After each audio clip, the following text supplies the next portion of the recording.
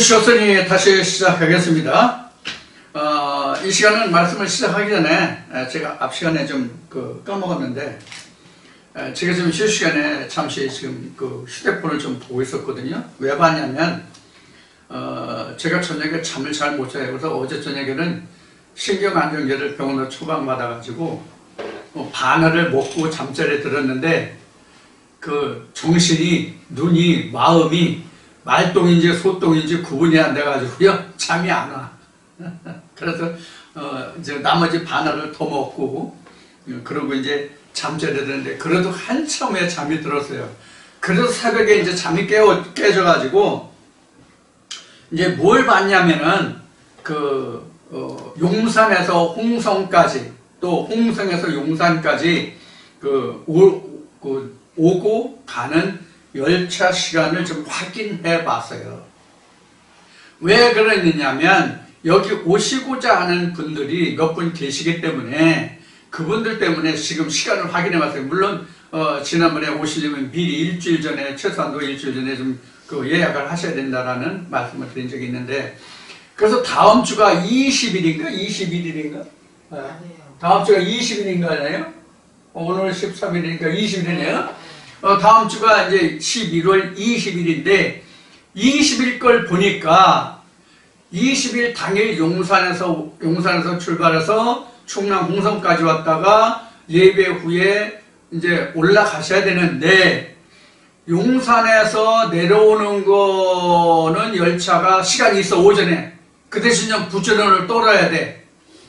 늦어도 7시 반 이전에 7시 27분인가 차가 있는데 용산에서 홍성 오는 열차가 있는데 그 차를 타셔야 여기 보통 9시 반 10시 도착해서 저희 집에 오셔야만 보통 우리가 일반적으로 예배 시간이 11시잖아. 교회 시간으로 하면요 그 예배를 드릴 수가 있어요. 그래서 좀 부지런을 좀 떠셔야 되고 그런데 내려오시기는 그렇게 부지런을 떨어서 내려오셨다 할지라도 올라가는 차표는 오후 3시, 4시 빠르면 그렇지 않으면 4시, 5시 이때 출발하셔야 되는데 올라가는 시간이 저녁 8시 반, 9시 반 이렇게 아주 늦은 시간만 현재 있어요. 현재 오늘 열차를 확인한 바로 하면은 그런데 그것도 시간이 이미 예약 대기로 된 시간들이 있어요. 그래서 여러분들이 좀 여기를 오시고자 하는 분들에게 있어서는 여러분들 지금 다 스마트폰 가지고 계시잖아요. 스마트폰에 코레일 멤버십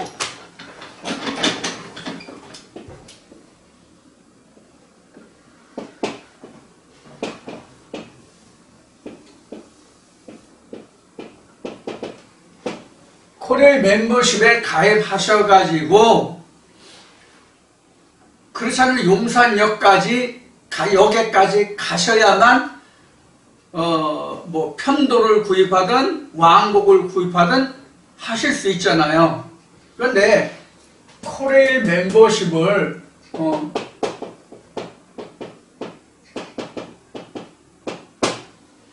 스마트폰 가지고 계신 분에 한해서요. 스마트폰이 아니면 안 돼요. 근데 거의 다 지금 스마트폰 쓰시잖아. 그래서 코레일 멤버십에 가입하시면 항상 미리 한 달 전부터 예매가 가능하거든요. 미리 그래서 예매를 하시면 돼요. 집에서 예매를 하셔서 미리 하시던가 아니면 내려오실 때 주일 아침 일찍 내려오시고 가실 때는 월요일날 가시던가 월요일날 편한 시간에 가시던가 이렇게 하시면은 돼요. 주일날 아침 일찍 오셔서 월요일날 귀경을 하시면 아니면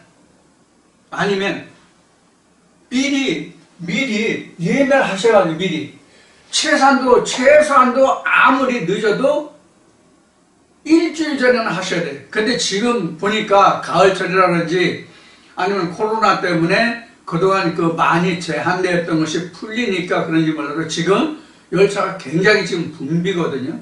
계속 매진이에요. 그러니까 미리 예매를 해서 코리아 멤버십에 가입하셔가지고 미리 예매를 하셔서 하시든지. 그래서 최소한도 일주일에서 10일 정도 전에 예매를 하셔야 됩니다. 그래도 내 마음에 맞는 시간을 선정하기 힘들다. 이걸 참고하셔서 여러분들이 오실 분은 그렇게 해주시길 바랍니다. 아니면 토요일에 오셔가지고 월요일날 가시든가 아니면 밤늦게 가시든가 밤늦게 가시더라도 오후 늦게 밤늦게 가시더라도 사전에 예매하지 않으면 시간 없습니다. 열차 없습니다. 이걸 참고로 말씀드리니 여러분들이 참고해 주시기 바랍니다. 아니면 평일날 오세요. 평일날 오셔서 여러분들이 평일날은 그 열차가 자유로우니까 평일날 오셔서 말씀을 나누시고 당일날 일찍 오셔서 당일 늦게 가셔도 되고 아니면 평일날 오셔서 하루나 이틀이나 여러분들 시간 마련하시는 대로 오셔서 충분한 말씀을 나누고 교제하신 다음에 편한 시간에 올라가셔도 되고 그렇게 해주시길 바랍니다. 그래서 급박하게 나 이번 주에 가고 싶어요 이러면 못 오십니다. 그래서 참고로 오늘 광고 말씀을 드립니다. 그리고 여러분들이 오시고자 해서 예매해서 시간이 되시면 저한테 꼭 연락을 사전에 주세요. 예매한 다음에 바로 저한테 전화를 주세요. 그래야만 여러분들이 오실 때 홍성역에 제가 픽업 나가는데 편하고 저도 사전에 일을 보는데 계획을 세우기 좋으니까 여러분들에게 이 당부의 말씀을 드립니다. 자, 그래서 광고 말씀은 이제 여기서 마치고요. 또 하나 이어서 광고하는 시간에 광고를 드린다면 좋아요가 이제 추천 버튼이에요. 내가 들어서 이 동영상이 성경을 하는데 하나님과 예수를 하는데 도움이 됐다. 그래서 다른 사람도 이 동영상을 보았으면 좋겠다 하는 의미가 추천 버튼이에요. 엄지 이렇게 위로 찍혀 올린 거예요. 아니면 뭐 이런 말씀이다 해서 이건 다른 사람 보면 안 돼, 절대로 안 돼. 그러면 안 돼. 이렇게 네로 황제가 죽여 살려 그 경기장에서 이렇게 엄지 아래로 한 거 이렇게 누르시든지 여러분들 마음에 느끼시는 대로 하시면 됩니다. 자, 그래서 구독 버튼과 추천 버튼을 꼭 눌러주시기를 당부드리면서 자, 두 번째 시간 이어가겠습니다. 광고가 너무 길었네. 자, 그럼 이제 17장 5절부터 시작을 하겠습니다. 아버지여, 창세전에 내가 아버지와 함께 가졌던 영화로서 지금도 아버지와 함께 나를 영화롭게 하옵소서.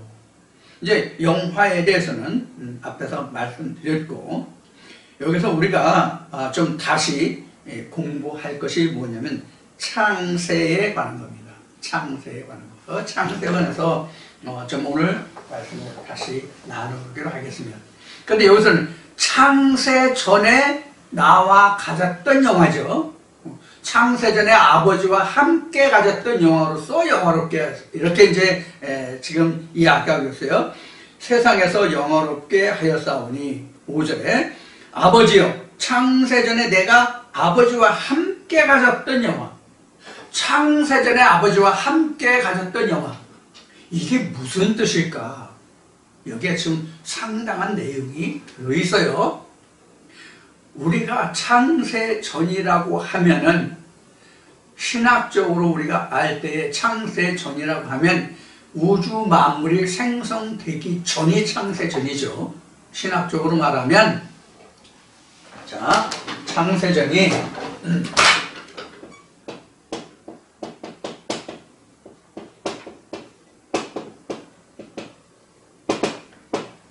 창세전이 우리가 신학적으로 얘기하면 천지 만물의 그 생성전이잖아요.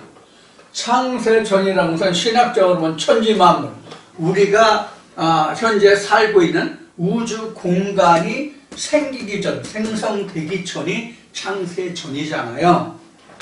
자, 이것이 우리가 신학적으로 알고 있는 창세전이에요. 그래서 이것이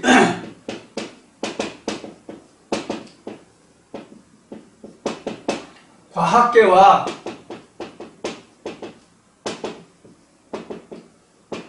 신학계 간에 이거 다툼이 있는 거잖아요. 그래서 과학계로는 빅뱅 이론을 말하기도 하고, 또 이 우주 만물이 생긴 게 수십 과학 년이니 수십억 년이니 이런 그 설이 있고요. 신학계에서는 하나님이 천지 만물을 졌는데, 빅뱅이 아니라 천지 만물을 졌는데 이것이 지금 6천년 전이다, 이렇게 이제 대두되고 있는 문제예요. 창세로 말하면. 그러면 신학계로 말하면 창세전이라고 한다면은 지금 6천년 전이 창세전이고, 과학계에서 주장하는 바로는 불확실한 시간 전이 창세전이에요. 수십 광년인지 수십억 년인지 이렇게 얘기하니까 불확실한 시간의 전이야. 과학계로 말하면. 신학계로 말하면 6천년 전이고, 이것이 창세전이에요. 자, 우리가 이제 세상적으로 말하면 창세가 천지 만물이 지금 생기기 전이, 생성 전이 이제 창세전인데, 이 창세전은 과학계와 신학계가 이렇게 지금 대두되고 있어요. 그래서 제가 다른 영상에 제가 말하기를 뭐라고 말했냐면, 기독교에서는 이렇게, 자연과학계에서는 이렇게 이야기하고 있는데 이거 다 무시하자, 이거 다 무시하자. 이 무시하자라는 얘기는 어떻게 보면 무책임한 말일 수도 있어요. 왜 무책임한 말이 되느냐면, 우리가라는 것은 인간이요. 인간이 세상을 살아가는 데 있어서 물음표가 없으면 뭐가 없어요? 발전이 없어요. 물음표가 있다는 얘기는 궁금증, 알고자 하는 욕구가 있다는 얘기거든요. 궁금증이 있다는 것은, 물음표가 있다는 것은 궁금증인데, 그것에 대한 알고 싶은 어떤 욕구가 있다는 얘기란 말이에요.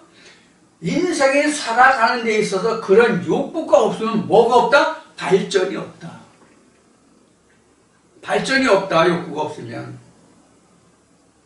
성취하고자 하는 것이 바로 욕구거든요. 무엇을 쫓아가서 그것을 이루고자 하는 그 욕구가 바로 있어야만 내가 어떤 것에 대해서 노력을 한단 말이에요. 그러니까 노력이 없는 대가는 결국은 없는 거잖아요. 노력이 없는 발전은 없는 거잖아요. 그래서 노력이라는 것은 하모니 말하는 것과 같이 애써 힘쓰는 그 자체가 노력이잖아요. 그래서 인생이 발전하는 것은 하나님이 인간에게 적당한 질고를 주었다라고 성경이 기록하고 있는 바와 같이, 그런 질고가 있기 때문에 이 세상이 이렇게 발전하는 거예요. 여러분들이 지금 앞 시간에도 얘기했듯이 집에 앉아서 이동하면서 어디서든지 제가 여러분들에게 말씀드린 이 내용을 유튜브에서 볼 수 있는 것은 전자과학의 발달과 발전을 힘입어서 하고 있는 거란 말이에요. 그런 것이 있기 때문에 오늘날 이런 편리함이, 우리가 살아가는 일상생활의 편리함이 우리에게 주어졌고 그런 혜택을 입고 있는 거거든요. 그것이 바로 어떻게 하면 이렇게, 어떻게 하면 저렇게 할 수 있을까라는 물음표와 욕구 때문에 생긴 거잖아요. 이 유튜브가 생기기까지 얼마나 많은 애쓰고 힘씀이 있었겠어요, 그 당사자가. 주커번지, 자커번지, 고커번지가 유튜브를 창설했나? 페이스북을 했나? 이제 이런 거란 말이에요. 자, 그래서 창세라는 것은 이렇게 과학계와 신학계에서 표면적으로 말하는 것은 이렇지만, 그럼 성경적으로는 어떤 것이냐 하는 것을 우리가 살펴보자 말이에요.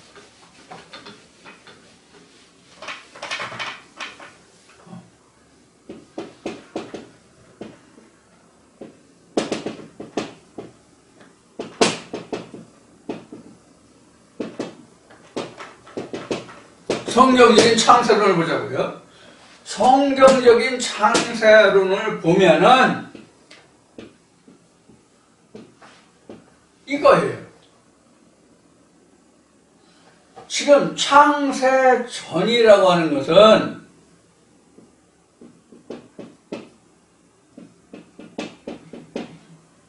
여기가 창세 전이에요. 창세네.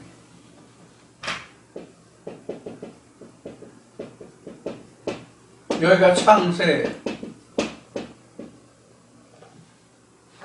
이제 우리가 그 이스라엘 백성의 출애굽 과정으로 보면 이렇게 되죠. 그래서 창세 전이라고 하는 얘기는 바로 이거예요. 여기가 창세 전이에요.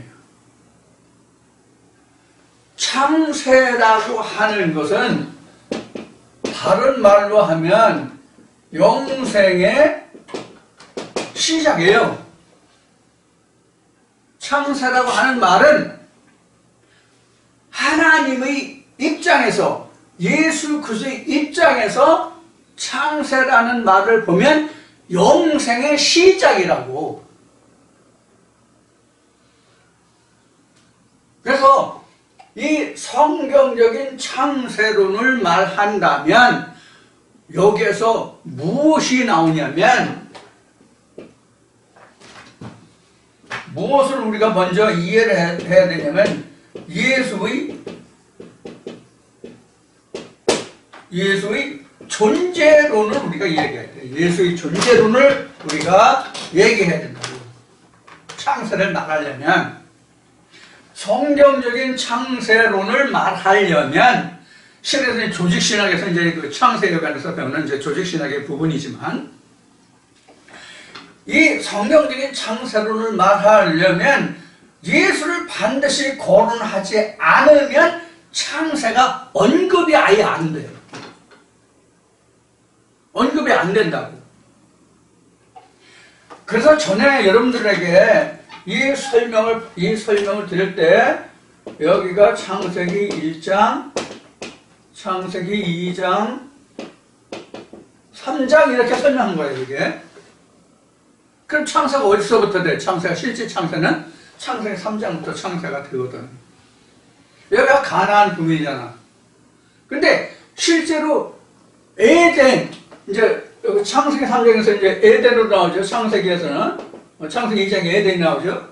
자, 에덴이 어디에 가장 먼저 언급이 돼요? 창세기 2장에서 하나님의, 창세기 2장 7절에 하나님의 생기 이후에 뭐가 건설되냐면 아담을 위해서, 생기가 들어간 아담을 위해서 에덴이 건설된단 말이에요. 이 이야기는 뭐냐면 인간에게 하나님의 생기가 들어와야만 하나님과 인간이 함께 공존할 수 있는 세상이 만들어진다의 뜻이에요. 이것이 창세기 1장 1절에 뭐라고 표현되어 있어요? 하나님이 태초에 하나님이 천지를 창조하셨다라고 기록하고 있는 거예요. 하나님이 이러한 일을 하시기 전에 이미 천지를 창조하셨다는 기설이, 설계가 창세기 1장 1절에 되어 있는 거예요. 그러니까 태초라는 것은 창세기란다. 요한복음 1장 1절에 태초에 하나님이 말씀을 함께 하셨다는 태초라는 말이 나오잖아요. 거기에서 태초가 무엇이라는 것을 이미 설명을 드렸는데, 태초라는 것은 성경에 어떻게 설명하고 있냐면 잠언 8장에 하나님의 일의 시작이 태초라고 되어 있어요. 하나님의 일의 시작, 그 조화의 시작. 하나님의 일의 조화의 시작이 태초라고 되어 있단 말이에요. 그러니까 하나님의 일의 시작이 언제부터 시작이 돼요? 하나님의 생기가 우리 안에, 각자 자기 안에 들어올 때부터가 창조의 시작, 조화의 시작이거든. 그러니까 우리가 태초라고 하는 말은 하나님이 우리에게, 인간에게 하나님의 그 생기의 말씀을, 즉 퓨뉴마, 생명의 말씀을 우리 코에라고 하는데, 호흡기관이 코기 때문에 코라고 말하는 거지 실제 코가 아니에요. 이 코가 코를 말하는 게 아니라고. 이 코가 호흡을 한대요. 호흡하는 첫 기관이 될 뿐이지, 실제 인간이 학교에서 우리가 학창시절에 배웠던 호흡을 뭐로 한다고 배웠어요? 학교 다닐 때 우리가? 폐가 호흡기관이지. 실제로는 공기의 흡입하는 첫 통로가, 폐가 호흡할 수 있는 관통의 첫 기관이 코일 뿐이야. 사실 코가 하는 일은 뭐예요? 사실 코가, 인체에서 코가 하는 기능이 뭐냐고. 후각이요, 후각. 냄새를 주장한다고. 냄새를. 다른 걸 주장하는 거 아니에요. 냄새만 주장한다고, 코가. 그래서 그 코가 호흡기관이 아니야. 그냥 냄새를 맡는 기관이 코라고. 후각기관이라고, 후각. 우리 감각기관이 후각, 청각, 시각 뭐 이런 거 있잖아요. 그래서 코는 냄새를 맡다. 그래서 이 코는 식별, 분별의 기관이라고. 냄새에 관한. 이 사람에게는 저 사람에게는 뭐 무슨 냄새 난다는 그런 말씀이 있잖아요. 그것이 코는 사실 호흡기관이 아니에요. 공기가 들어가는 첫 통관, 관통의 기관일 뿐이에요. 근데 이제 어쨌든 간에 창세기 2장에서는 코에 생기를 불어넣었다고 되어 있잖아요. 그러니까 생기 시작이에요. 하나님의 말씀이 내게 들어오는 그 첫 관통의 시작, 관통의 통로란 말이에요. 그래서 내가 폐로 호흡하기까지는 코를 거쳐서 인후, 목구멍을 거쳐서 폐까지 들어가는 거잖아. 그래야 호흡이 되는 거잖아. 그러니까 우리가 하나님의 말씀을 받아서 폐까지 들어오는 그 과정이 바로 이러한 과정이라고. 그럼 하나님이 언제부터 계셨어요? 여기가 창세전이니까 여기부터 계시잖아. 그럼 성경에 나타난 것은 이스라엘 백성들이 출애굽 과정에서는 이렇게 되어 있지만, 사실 여기 애굽으로 되어 있지만 애굽 밑에 또 있잖아. 창세기 1장에서 셋째 날의 창조를 보면, 창세기를 보려면 이게 땅이잖아.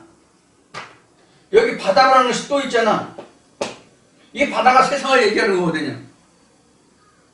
이스라엘 백성들은 이 그림을 놓고 보면 세상 바깥, 교회 밖을 얘기하는 거거든요. 그러면 이 교회가 예루살렘이라고 한다면, 하나님의 성읍 예루살렘이라고 한다면, 이스라엘이 있고 이스라엘 안에 하나님의 성읍인 예루살렘이 있잖아요. 그럼 이스라엘 백성들이 이렇게 산다고.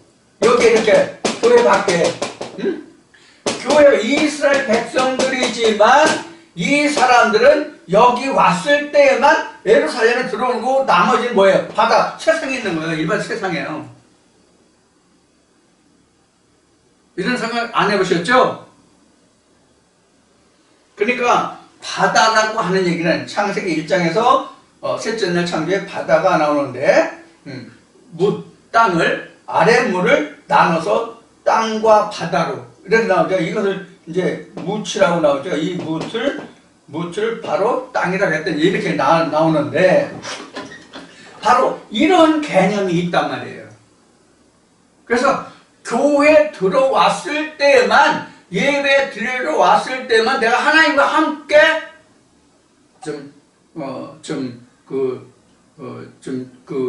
좋은 단어로 표현하면 하나님과 알현하는 시간이라고.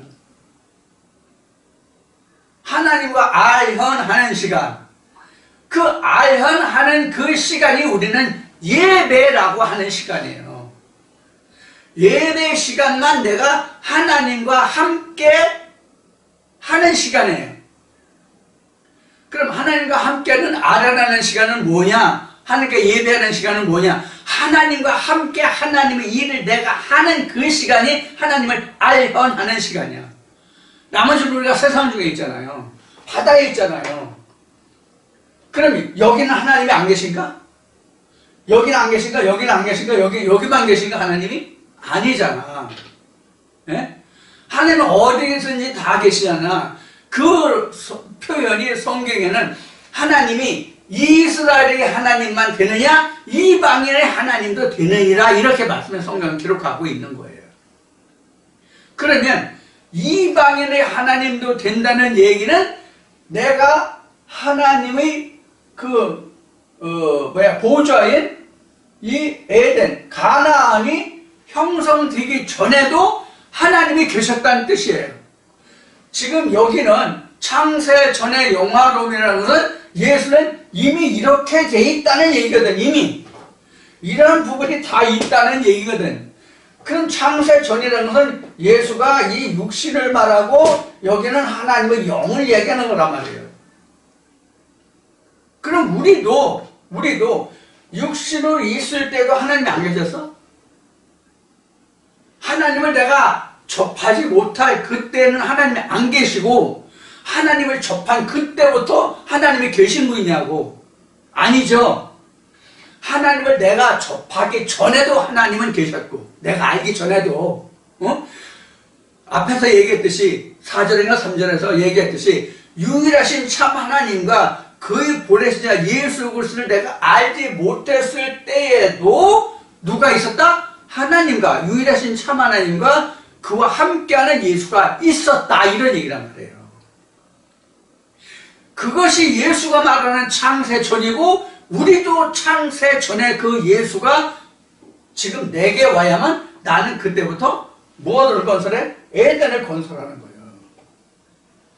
그래서 창세기 2장 7절에 생기가 들어온 아담을 위해서 그가 거할 에덴을 창설하셨다 이렇게 설명하고 있잖아. 창세기 2장에서요. 그 얘기예요. 그때부터 창세예요. 그게 창세 전이에요. 그런데 현재 우리 각자에게는 예수가 언제 내게 함께하느냐의 시간 차이가 있잖아. 그렇죠? 2000년 전 아니면 성경에 기록한 그 창세 그때에 예수와 함께했던 자들도 있고 2000년 전 유대 땅에 예수가 왔던 육체의 예수로 왔던 부활로 왔던 성령으로 왔던 그 어느 형체로 왔던 전에 그 예수와 함께했던 그때 당시에 창세 전과 창세 후에 함께했던 그런 무리들도 있고 오늘날을 사는 우리와 같은 창세 전과 창세 후에 있는 사람들도 있고 그렇단 말이에요. 그래서 창세라는 말은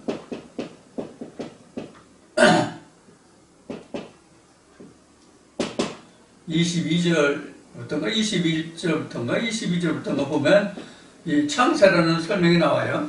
창세 나오는데 이 창세라는 말은 그 좀 분리해서 말하면 하나님 플러스 예수 플러스 나 이게 창세예요. 이게 창세라고.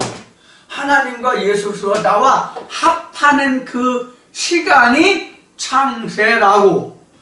그러면은 그 나와 합하기 전에도 하나님과 예수가 있었잖아. 그래서 세례 요한은 그가 내 뒤에 오는데 그가 나보다 앞선 것은 이렇게 설명하고 있는 거예요. 그래서 지금 여기에 이렇게 설명하고 있는 것 같이 여기서 설명하는데 예수의 존재가 언제부터 있느냐 하는 거예요. 예수의 존재가 언제부터 있는가 하는 거예요. 그동안 제가 여러분들에게 많이 설명드린 것 중에 하나가 있죠. 뭐예요? 예수의 종류 했죠? 예수의 종류 많이 했잖아요. 예수의 종류를 많이 했는데 예수가 I am that I am으로 계신 예수가 있고 2000년 유대 땅에 왔던 예수도 있고 지금 현재 이 시대를 살고 있는 우리 각자에게 오신 예수도 있다고. 2000년 전 예수의 제자들에게 보면은 육체로 있던 예수가 있고 십자가에 죽었다가 3일 만에 부활해서 예수들과 함께 했던 부활의 예수도 있고 오순절을 통해서 성령으로 오신 예수의 존재도 있고 그렇단 말이에요. 그럼 여기서 진짜 예수는 누구예요? 육체로 오신 예수, 부활 후에 오신 예수, 성령으로 오신 예수, 이 셋 중에 진짜 예수는 누구예요? 성경으로 말하는 이 예수는 진짜 예수는 누구예요? 창세 전에 성령으로 오신 예수거든. 성령으로 있는 나를 너희가 알게 될 때에 너희 기쁨이 충만하리라 이런 얘기거든요. 예수가 앞에 그 16장에서 설명한 듯이 너희가 지금은 슬퍼하나 잠시 후에는 너희가 나를 다시 보면 그때는 더 기쁨이 충만해 이런 뜻이 되는 거거든요. 이게 예수의 실상이다 말이에요. 예수의 실상, 예수의 존재론이라고 이게. 우리는 그 예수를 보고자 함이고 그 예수를 쫓아가는 거예요.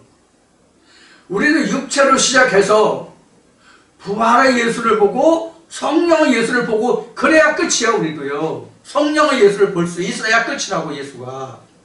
이거 손가락 형체가 이상하네. 세 번째라는 뜻인데 이 세 번째 오는 예수가 진짜 성령으로 오시는 예수가. 그래서 사도 바울은 고린도 후서인가요? 고린도 후서인가? 디모데인가?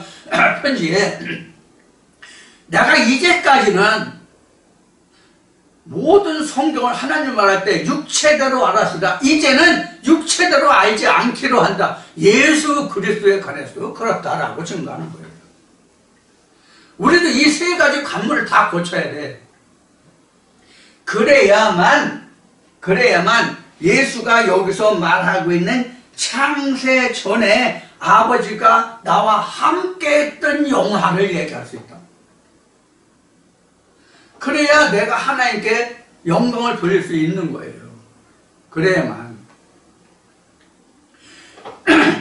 그래서 우리가 이 성경을 이해하기가 그래서 어려운 거예요. 그러면 예수가 왜 창세전의 그 영화로움을 지금 말하고 있냐 하는 것을 좀 알아보자고요. 창세는 이 정도만 하면 충분히 이해하실 수 있지 않을까 싶은데 그럼 더 설명을 드리겠습니다.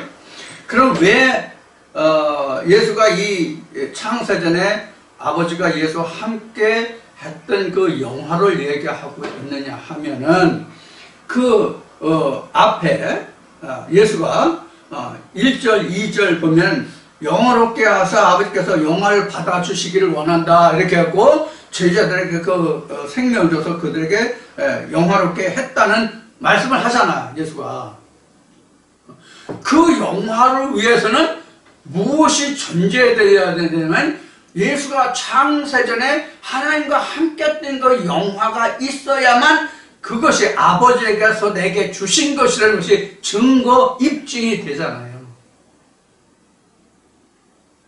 그래서 예수가 그 영화를 만들어낸 것이 되잖아. 아버지로부터 인한 것이 아니라 예수가 영화를 만들어낸 것이 된단 말이에요. 그러니까 예수가 말하는 창세전이라고 하는 얘기는 이렇게도 말할 수 있어요. 이 세상에 예수가 육체를 입고 오기 전에 아버지의 그 영화로움이 예수에게 왔을 때 그것이 아버지가 내게 주신 영화가 되잖아. 그 영화로 제자들에게 영화를 주었기 때문에 제자들에게 준 것도 아버지의 것이 예수를 거쳐서 제자들에게 간 것이 되잖아. 그래서 창세전의 영화를 이야기하고 있는 거란 말이에요. 본래 그 영화의 근거가 하나님께로부터 인하였던 것이다라는 것을 설명하고 있는 거란 말이에요. 그렇죠? 그래서 영화라고 하는 것은 인간의 것이 세상의 것이 아니라는 뜻도 여기에 들어있다고. 하나님께만 영화가 있다는 얘기예요. 그래서 모든 영광과 영화는 세상의 것이 아니라 하나님의 것이고 세상에 속한 것이 아니다라는 얘기예요. 그것을 예수가 지금 그래서 창세전에 아버지께서 나와 함께 했던 영혼을 강조하고 이것을 하나님께 기도드리고 있는 거예요. 제자들도 이렇게 영화롭게 했고 이것은 아버지께서 주신 것인데 내가 저들에게 영화를 줬고 그것이 저들에게 영생이 됐고 뒤에 나오지만 이것이 다 아버지께서 내게 주신 것을 저들에게 주었다라고 기록한 거예요. 본래 다 아버지의 것인데 아버지가 내게 주셨고 그것을 나는 저들에게 주었다라고 이제 설명이 되는 거예요. 그러니까 하나님께서 가지고 계셨던 그것이 예수 그리스도에게 왔고 예수 그리스도에 왔던 것이 제자들에게 갔고 제자들에게 간 것이 다시 그 사도가 돼서 그들의 증거된 것이 이스라엘 백성들에게 전파된 거예요. 그래서 예수가 말하기를 모세가 광야에서 뱀을 든 것 같이 내가 들려야만 많은 사람들이 구원을 얻을 수 있다라고 설명한 거예요. 그 영광을 이야기합니다.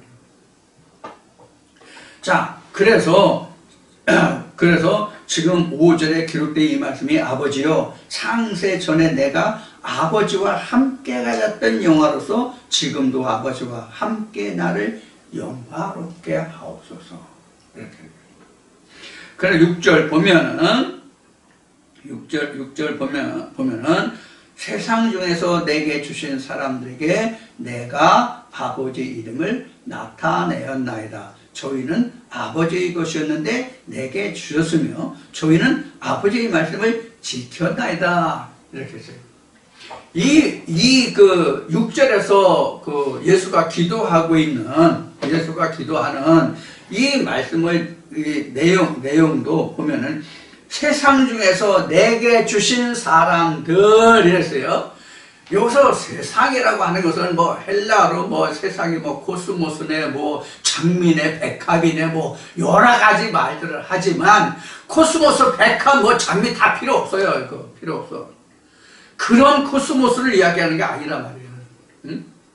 뭐 호코스모스 뭐 코스모스 이야기하는데 코스모스가 뭐 서울인가 옛날 소련의 뭐 국화인가 뭐가 저긴가 뭐 하여튼 뭐 맞는지 틀린지 전에 그런 얘기가 있었는데 자 그래서 여기서 지금 이야기하고 있는 6절에서 이야기하고 있는 즉 이야기란다 기도하고 있는 예수의 언어를 보면 예수가 사용한 그 언어를 보면은 세상 중에서 내게 주신 사람들 이렇게 했잖아요.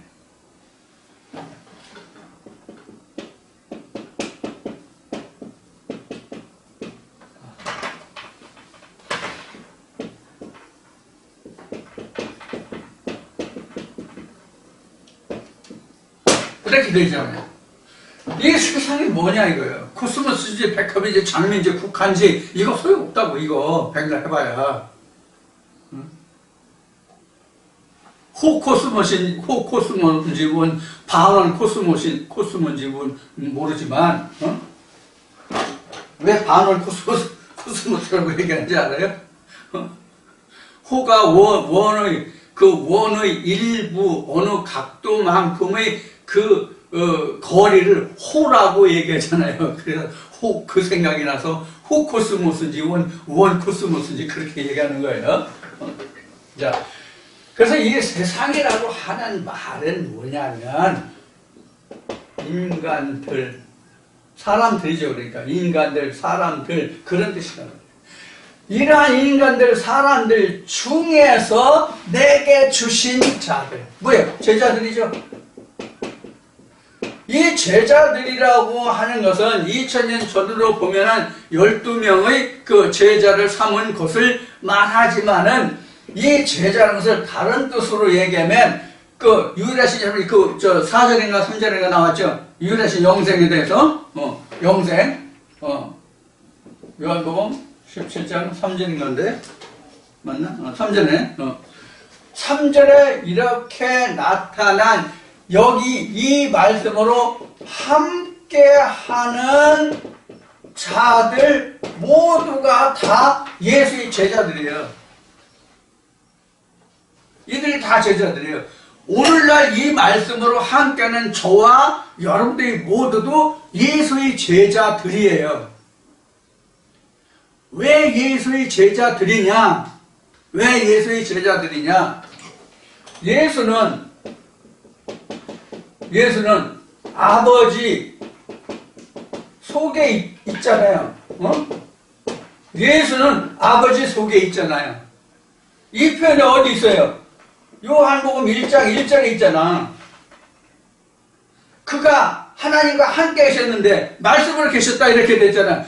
그래서 하나님이 I am that I am이라면 예수도 그 속에 들어있기 때문에 I am that I am이다. 그래서 바울은 예수를 하나님과 본체다 이렇게 얘기했어요. 그게 창세전에 말씀으로 함께했던 말씀 안에 있던 예수라고. 그래서 예수의 종류 이렇게 이야기한 거예요. 앞에서 아주 전에.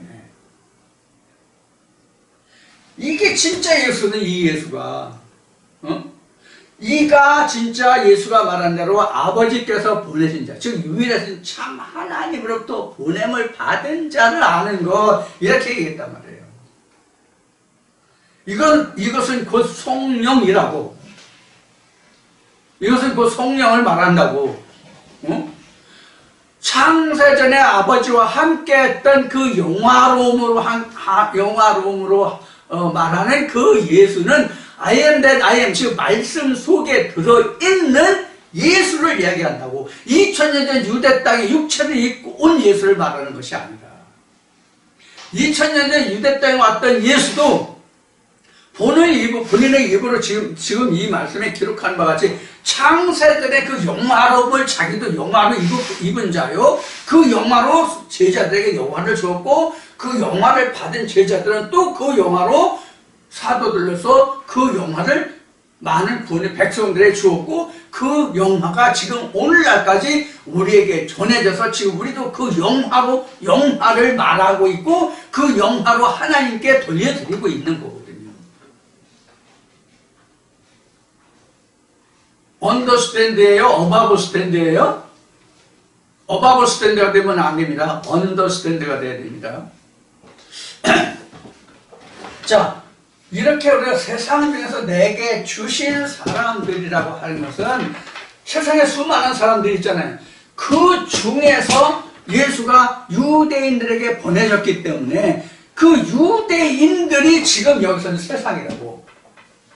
국한적으로 말하면, 좀 더 협의적으로 말하면 당시 유대인들이 세상이라고. 그 중에서 유대인들 중에서 예수의 제자들이 말씀으로 추종하는 자들이 오병이어의 역사에서 오병이어의 말씀에서 나온 것 같이 12광줄이 일곱 그릇 이런 그 설명으로 되는 자들이 바로 예수의 제자들이고 그 말씀을 추종하는 자들이란 말이에요. 그러면 예수가 창세전의 영화로움을 말하는 그 영화로움과 그 제자들이 예수를 추종하는 그들이 가지고 있는 영화가 같다, 틀리다, 같다. 그럼 그 영화가 어떤 것과 같다? 예수가 창세전에 하나님과 함께 했던 영화와 같다. 그래서 우리는 하나님이 되고 예수가 되어야 한다라고 말한 거예요. 왜? 그 영화가 본래 본질이 하나님의 것이기 때문에 예수의 것이 아니라 예수의 것이 아니라 본질이 하나님의 영화이기 때문에 그 영화가 똑같이 오늘날까지 창세 전부터 내가 하나님께 기의 되기 전부터 있었던 그 하나님이 가시는 그 영화가 똑같이 내게 와 있기 때문에, 그래서 우리가 하나님이 되고 예수가 되어야 한다고 말하는 거라고.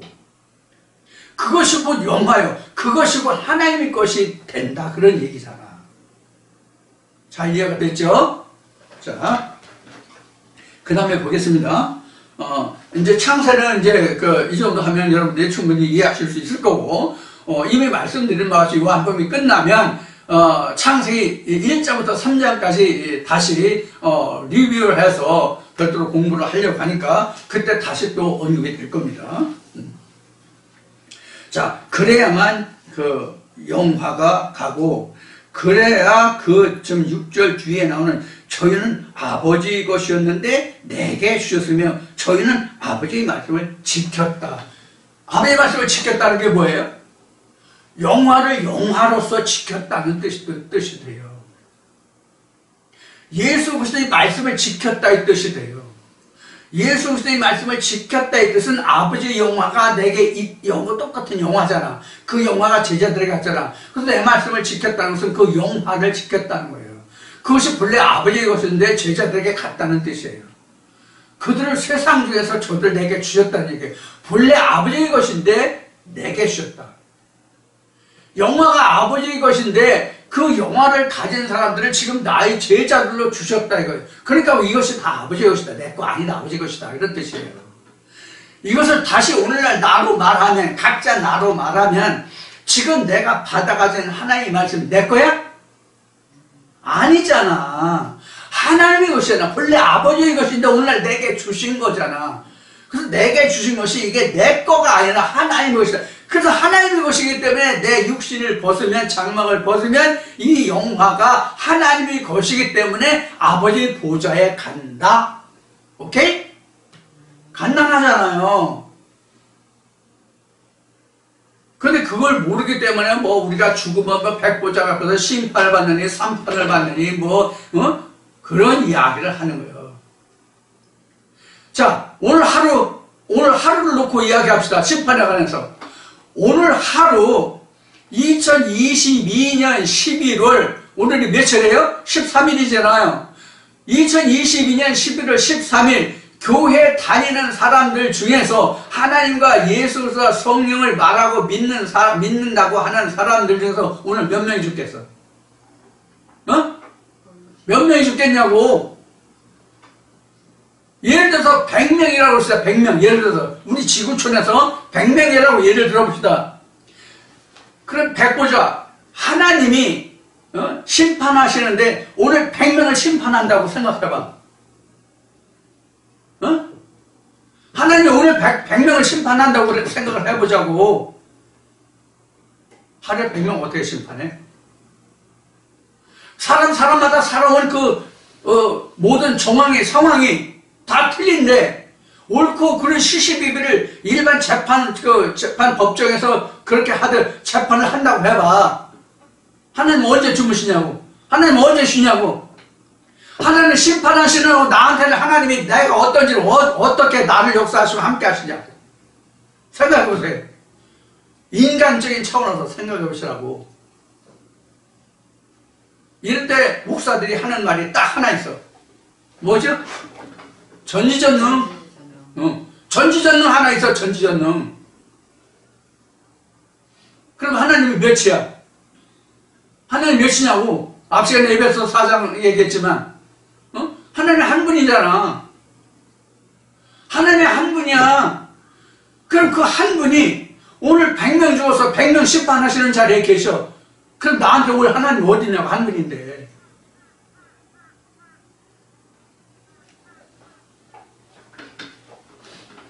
그래서 제가 이런 얘기를 했죠.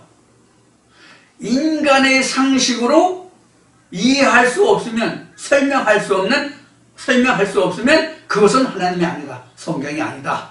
라고 얘기한 거예요. 그래서 아니 인간의 상식으로 사람의 지식으로 이해할 수 없고 깨달을 수 없으면 어떤 사람이 하나님의 그 전지전능하심을 깨달아서 하나님의 뜻에 합당한 말씀을 지켜가고 그 천국을 만들며 천국에 갈 수 있느냐고.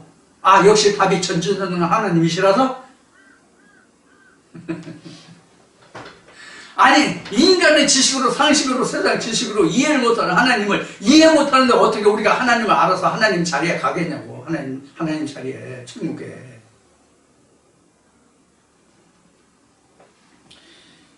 참 입맛이 참 단지 쓴지 모르겠네. 자, 그래서 6절에 이제 말씀이 그래요. 7절 봅시다. 지금 저희는 아버지께서 내게 주신 것이 다 아버지께서 온 것인 줄 알았나이다. 이게 중요해요. 이 말씀이 어디로부터 인하였느냐 하는 것을 깨닫는 것이, 아는 것이 중요하다고. 근데 우리가 이거 생각하고 그동안 말씀을 들어왔냐고. 지금 여러분들 책망하는 게 아니에요. 여러분들 책망하는 얘기가 아니라고. 우리가 이런 것을 알고 생각하고 왔느냐는 얘기를 여러분들 책망하시는 소리를 책망하는 얘기로 하는 게 아니라고.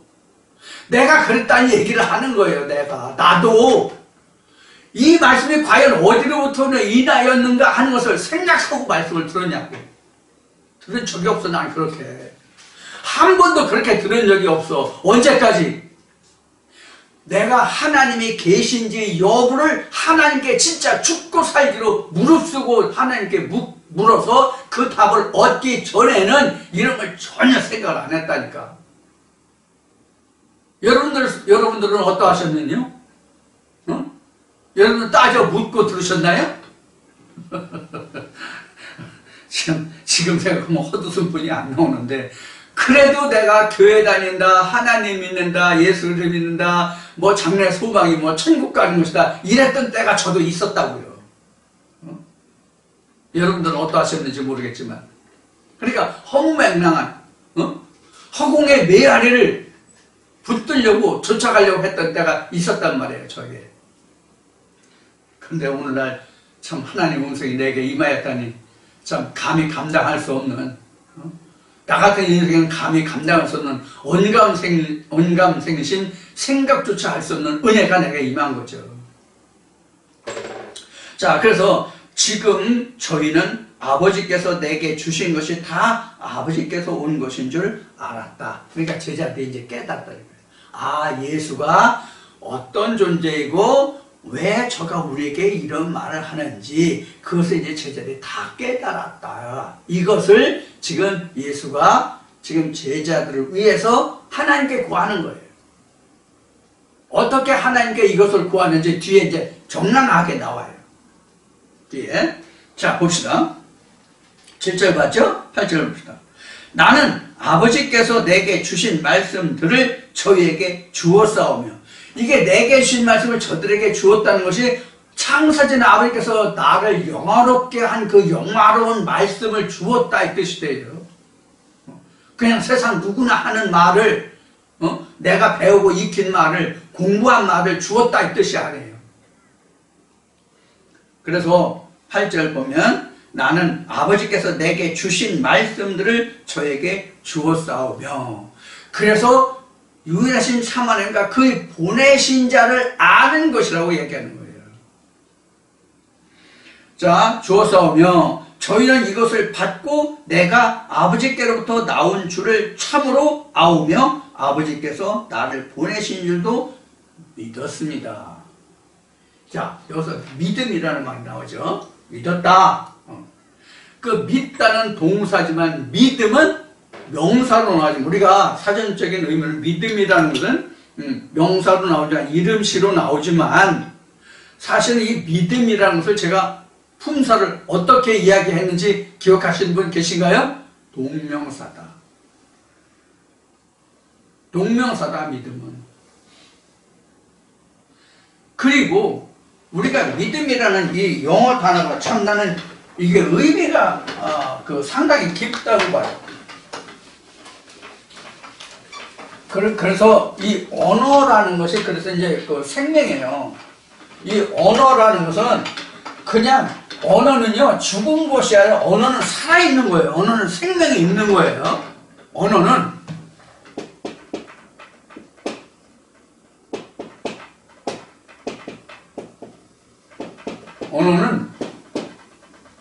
생명이다. 고도버와 주묘다. Language is life. 그래서 언어는 생명이다. 왜 생명이냐?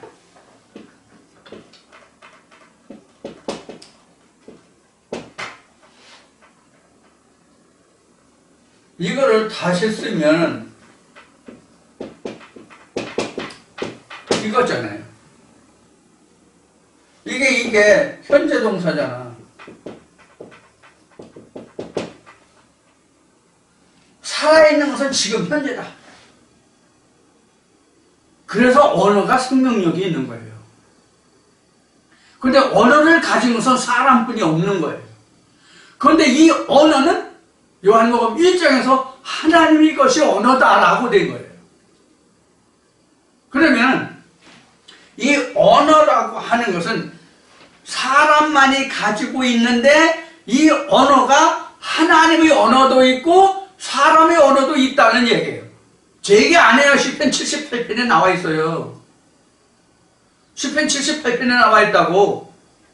하나님이 세상의 이치를 들어서 말씀하고 계시다라고 기록하고 있다고. 그러니까 하나님의 언어를 인간의 언어로 썼다라는 기록이란 말이에요. 시편 78편에 기록된 말이에요.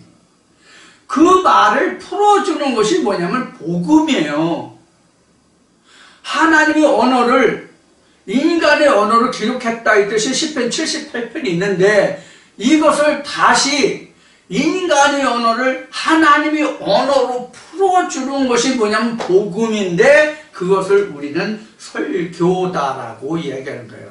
아, 조 목사 오늘 또 설교하고 있네. 그러면 장황하게 상대방을 설득시키려고 뭐 행설서 이런 말 저런 말 갖다 붙인다 이런 나쁜 뜻으로 말하는 것도 설교하고 있네라는 그런 표현이 있긴 하지만 설교라는 말은 하나님의 복음을 하나님의 말씀을 전해주다라는 뜻이 설교예요. 이것을 설교를 다른 말로 바꾸면 하나님은 영이심으로 즉 뼈와 살이 없으므로 하나님은 언어로 계시되 하나님은 뼈와 살이 없으므로 직접 말을 하실 수 없으므로 인간의 육체를 빌어서 말씀하시다가 말씀이 육신을 입었다 이 뜻이란 말이에요.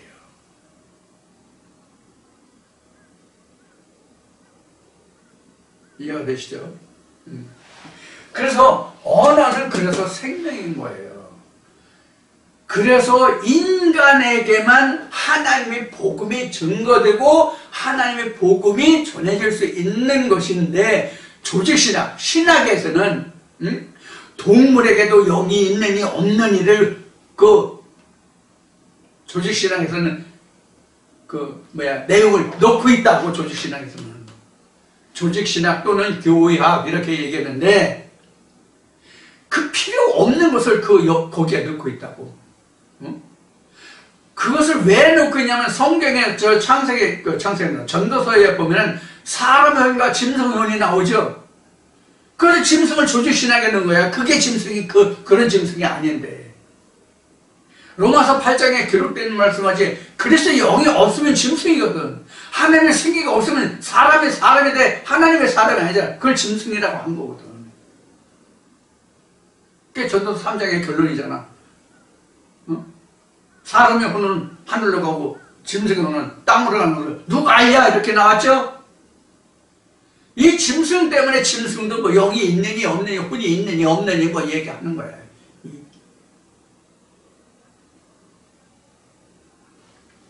신학을 말하면 뭐 밑도 끝도 없지만은 자 그래서 이 빌리브가 이제 우리가 믿음이라고 하는 말인데 이 빌리브가 사실은 이렇게 된단 말이에요.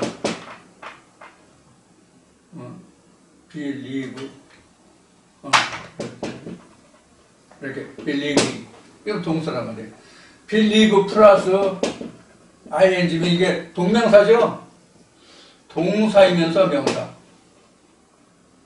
그래서 우리가 믿음이라고 말하는데 사실 믿음은 believing이에요. 성경적으로 이게 맞는 얘기예요. 왜 그런가 하면은 둘째 사망이라는 것이 있잖아요. 계시록에 보면 둘째 사망 나오죠? 둘째 사망을 이길 때까지 나는 빌리브를 지켜야 되거든. 지키는 일이 바로 진행이잖아. 계속 깨야 되는 거잖아. 응? 둘째 사망을 이기도록 내가 항상 노력해야 되잖아. 누가복음 16장에도 포도원이 있는데 거기에 무화과나무를 심었더니 무화과 열매는 안 열려. 3년 동안 기다렸는데. 그래서 주인이 찍어버리려고 그러니까 나무를 베려고 그러니까 뭐라고 그래? 포도원지기가 1년만 더 지켜주세요. 1년만 참아주세요.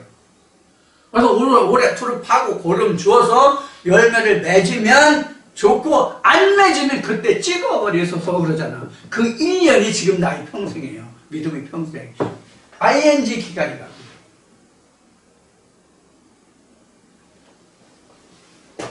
자, 그래서 여기에서 지금 8절에서 이야기하는 이 믿음이라고 하는 것에 대해서 지금 이렇게 지금 말씀을 드리고 있어요. 아버지께로부터 나온 줄을 참으로 아오며 아버지께서 나를 보내신 줄도 믿었다. 이렇게. 믿는 것은 뒤에 또 이제 예수가 그 기도문에서 설명하고 있지만 믿었다는 것을 뭐로 설명하고 있는지 뒤에 설명하고 있어요. 예수가. 나는 가지만 저들을 데려가 달라는 얘기가 아니라 이 세상 중에서 지켜주기를 바란다. 왜? 저들은 세상에 속하지 않고 내게 속하였고 아버지께 속하였기 때문이다라고 예수가 설명하고 있다고 기도문에서. 이것이 세상 중에서 저들을 지켰고 저들의 믿음을 저격했고 내가 아버지께로 왔다는 것을 알고 믿었다 하는 그런 설명이에요. 그래서 사실 요한복음 17장을 제가 이렇게 지금 자세하게 여러분들에게 풀어서 설명을 드리고 있지만 사실 요한복음 17장은 풀어 설명할 것이 사실은 없는 말씀이야. 사실은. 이 본문 그 자체가 그냥 설명이니까. 그런데 여러분들에게 이렇게 자세히 풀어 설명하는 것은 이 내용은 과연 무엇을 두고 예수가 제자들을 하나님께 구하고 있느냐, 하나님께 구하고 있느냐, 그 원인이 무엇이냐, 왜 그러냐, 어떻게 된 것을 두고 말하느냐는 것을 우리가 알아야만 이 뜻을 이해할 수 있기 때문에 장황하게 설명을 드리고 있는 거예요. 자, 이렇게 해서 오늘 여러분들 2시간 동안 요한복음 17장의 말씀을 나눴는데 겨우 8절까지 왔네요.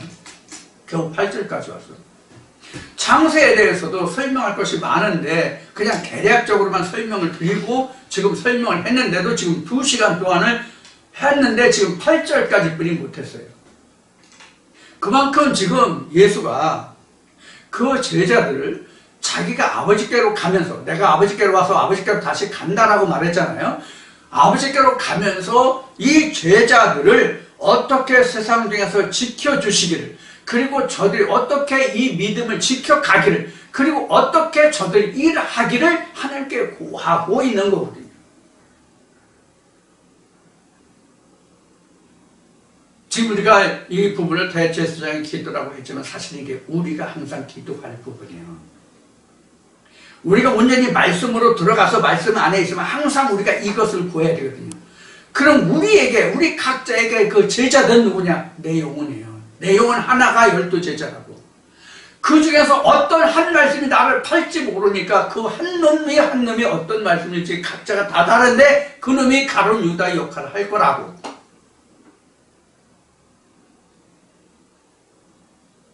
그래서 세상 중에서 라는 말씀을 풀어드린 거야 앞에서. 자, 오늘 2시간 동안 남은 이 말씀이 오늘도 여러분들이 천성을 향해 가시는 발걸음에 길라잡이가 되고 생수가 흐르는 말씀이 되기를 기원하며 오늘 모든 말씀을 마치고 다음 주에 다시 뵙겠습니다. 감사합니다.